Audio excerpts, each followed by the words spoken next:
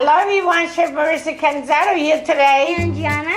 Today I'm going to be preparing for you corderitos for piccata sauce, which is monkfish piccata sauce. This recipe will be in my cookbook for next generation. Let's get started. The ingredients that we need: fish, flour, salt, parsley, black pepper, caper, white wine, lemon juice, and corn oil. I'm going to put my corn oil here to be heated.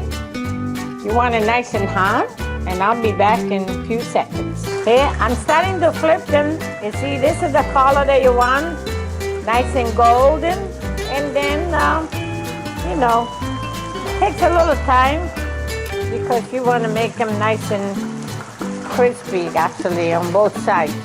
If you put the butter, it'll be really, really creamy, but it doesn't need to. It doesn't need the extra fat because the fish has enough coating of the oil, and a little bit of flour around it's going to make it really nice and moist. Here's our final product. Thank you for watching. Stay tuned for my next recipe. Et bon appetit!